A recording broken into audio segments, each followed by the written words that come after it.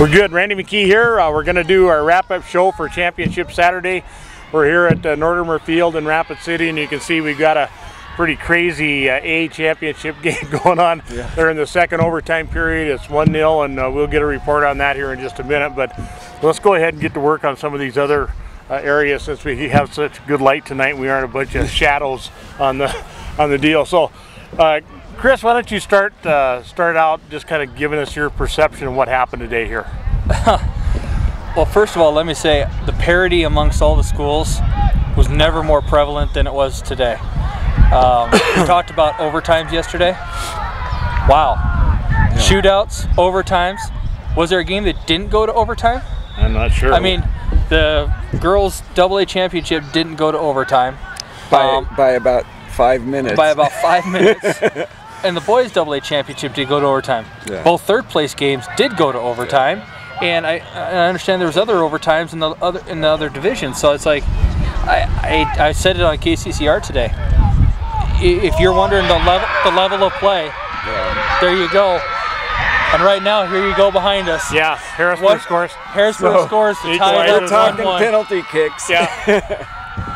So I mean, I honestly think that it's a compliment to all the coaches, organizations, kids, yeah. Clubs, and everything else. The level of play used to be like this. Yeah, it's getting like this. You know, there was one game today that I watched, the A Girls Championship, that wasn't that way, and you know, had all the potential to be that way. It's just that, you know, some days you have a game where everything goes right for you. Yeah. And Harrisburg came out, you know, not to take anything away from their preparedness, the players, the coaching, the whole thing, but everything went right for them in the first half. I mean, how about a 5-0 first half? And, you know, I got looking around, they scored 3 looper goals early on the Belfouche keeper, 8th grade keeper. And I just took one look up, and I understood why, because you couldn't see anything. The sun was right there in the worst spot possible. So anyway, that game ended up being a 6-0 game. Belfouche made a couple of good adjustments at halftime and fought really well the entire match. I was really impressed with how they fought, being kind of in a hopeless situation. But anyway, that's the report on that game. I thought it was going to be a lot closer, and so did everybody else, but it just turned out that way.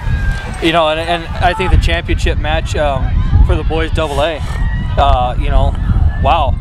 Spearfish comes in. I mean, they win their first game, what, 6-0? Win their second game 5-0, something like that. Was that correct? No, that was 4-3. Oh, 4-3, yeah. But I mean, between 2 games, they scored 10 goals. They come into the game against Yankton. What does Yankton do?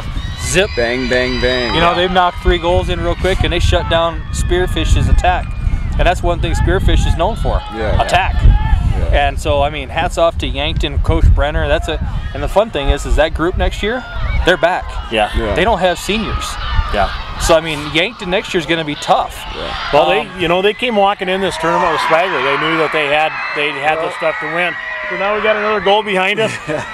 Vermilion scores. You know, they go 80 minutes without anything, and now in the last 20, now it's pretty amazing. So, well, I think, you know, we mentioned it last night that Yankton came out and played great against Sioux Falls Lincoln, and then they stepped up tonight. They're ready for everybody, and I think next year they're gonna be ready for anybody. Well, I can't remember what the preseason coaches poll was on them, but they were really low. And I talked to Coach Brenner, and he said, you know, we've used that a couple times this year for motivation, and I bet you they aren't there next year. Yeah. Well, and remember, Coach McKee, you and I talked about it, the poll, and you said, Chris, who would you have up there?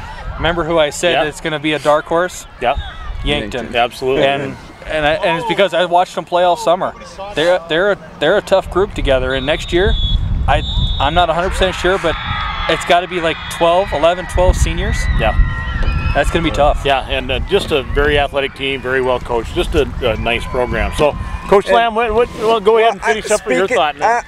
Speaking of a team to watch next year, you know, Roosevelt in the girls AA, Roosevelt ended up winning 1-0 over Lincoln in the last, I don't know, 5-10 minutes.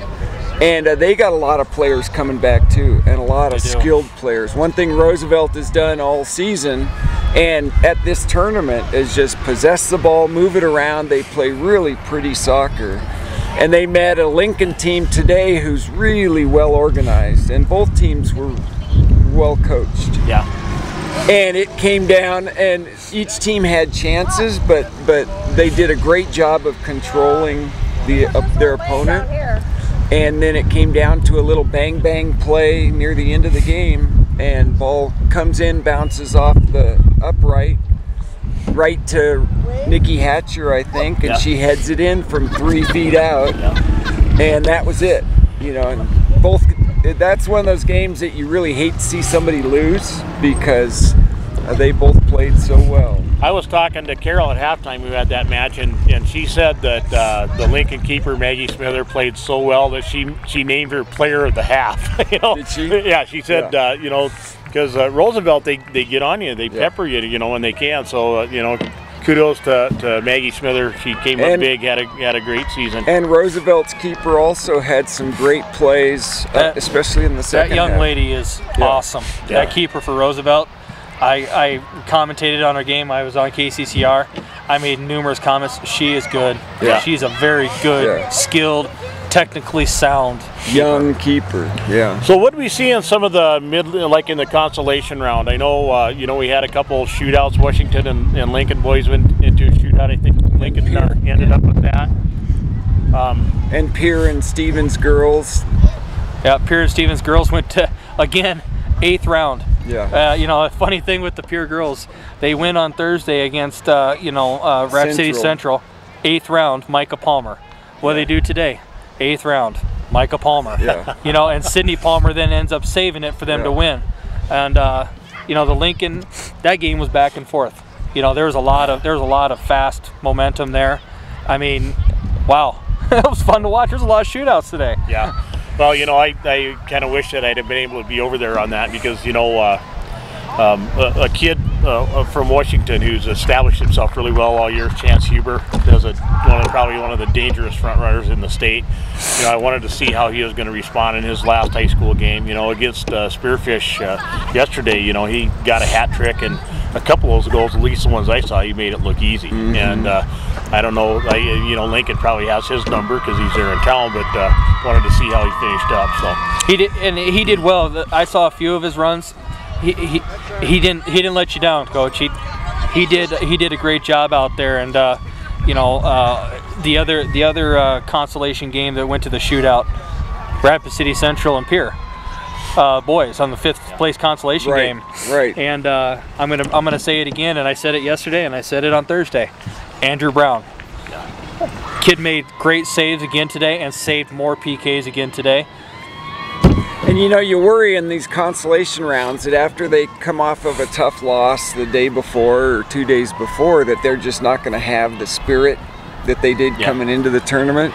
And today you saw these teams were fighting for those 3rd place, 5th place trophies. That was really fun to watch. Well, and I think that really is a product of what you were talking about earlier, the parity and the pride to win. You know, every game, not just you know, because we saw this all the way through. I mean, even when you take a look at yesterday, and I wish I'd have seen this match too. I'm sure it was a good one, but the way Hot Springs came out, you know, and they were a pretty low seed, had a pretty tough year, and they just came out and fought, and you know, so I guess that's the state of soccer in South Dakota. It's a good state. It is, and you know, I watched. I got to see a little bit of Sturgis over there, Sturgis versus Huron. Yeah. You know, and there was a dogfight there to be had. I mean, you know, some great stuff shown by Sturgis. Jordan Kobish up front, you know, has had a great year for Sturgis. Another underclassman that, you know, people will be watching next year. And Huron, Dada, had another day. I mean, Dada had another wow. There was some fun stuff. Today. Well, all in all, I think a very, very good state tournament. Yeah. You know, we're going to be talking with a few more coaches. We have a lot of data in about a week or so. Of course, the All-State's going to be up on the state website, and we'll be having links to those. But probably in about a week or so, we're going to name our Elite 11. And that's not going to name just the players from this tournament, but from the other tournament too. We think that's, at least in our little way, a way to recognize that we still have one big soccer community in South Dakota. So I want you to really be looking for that. And also, we're going to have a male and female player of the year in each category too, and so we're looking forward to bringing that to you. I'd hate to have to select that. Well, it's not going to be fun. There's so many to choose from just looking at the talent. Yeah. You know, I mean, out here today. Yeah. I mean, just today it'd be hard watch to pick. watch the Yankton Link game. Watch this game out here, and young man from Vermilion up front who scored both those goals in overtime. I mean, look at the girls' side. I mean, wow, there's a lot of great players, and that's a compliment to, again, the coaches, the organizations, and the clubs. I mean, there's some great stuff going on in South Dakota soccer. Well, and what we're going to be looking at, the criteria is not only how many goals you scored or what kind of record you had, but what did you mean to your team, and what did you mean to the game? You know, what did you mean to the game, and what are people saying around? You know, we get a chance to talk to a lot of coaches and a lot of players, and there are a couple pretty clear choices there. You know, we're going to make one person happy and 1,000 people sad, but you know, we're going to do it. We're going to kind of stick our necks out and at least try it 1 year, and if you don't stick too many pins in your Randy McKee doll, then we might do it again next year. Well, anything else from you guys? Go ahead. Good weekend. Good weekend. I think, you know, everybody's so tired by the end of the weekend. Players, coaches, parents, certainly us. And yet it's tough to, you know, we'll be hungover tomorrow missing that soccer buzz, you know. Well, I won't be, because I'm overloaded with something that weighs nothing, and that's a terabyte of video that I got to process to put up. So thanks for being patient with us. We're going to have the video up. It's going to be there forever, or at least till Yahoo or YouTube blows up. Thank you so much, South Dakota and fans of Soccer 605, for all the great comments. We're going to kind of retool, get ready for the indoor season. Got some live broadcasts coming up for you this year.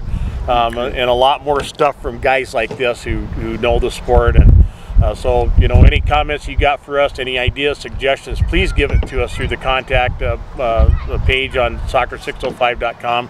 Coach Derry, like always, thanks so much for your insight and knowledge. I don't think there's a person in South Dakota who knows these players better than you do, and we really appreciate that. Coach Lamb, thank you for all your help through the season and this weekend. I hope we're not sitting here together next year. I hope you're one of the enemy combatants out here for somebody. But guys, it's so great to be able to have resources like you to help out. It's our pleasure. Thanks, Soccer 605. And again, there's so much that Soccer 605 is bringing to people via the web, Facebook, Twitter, and everything else. So, you know, I applaud you and your wife Carol and the group for doing this, and right in. Let us know what else we can do. Yeah, and one last thing we're going to bring to you, and that's coming up right away. We're bringing clothing to you, and you're going to be able to go get Soccer 605 gear off the internet site. And Chris, through his store, The Soccer Athlete, is going to partner up with us. We're going to bring you some really neat Soccer 605 duds, and we sure hope we see 1 million of those out there. Absolutely. Folks, thanks again so much from Soccer 605, and from Carol, wherever she is. She's taking care of something here. But thanks so much from all of us at Soccer 605. We'll be back with you as soon as the indoor season starts, which is right around the corner. We'll be back, so keep with us. Thanks.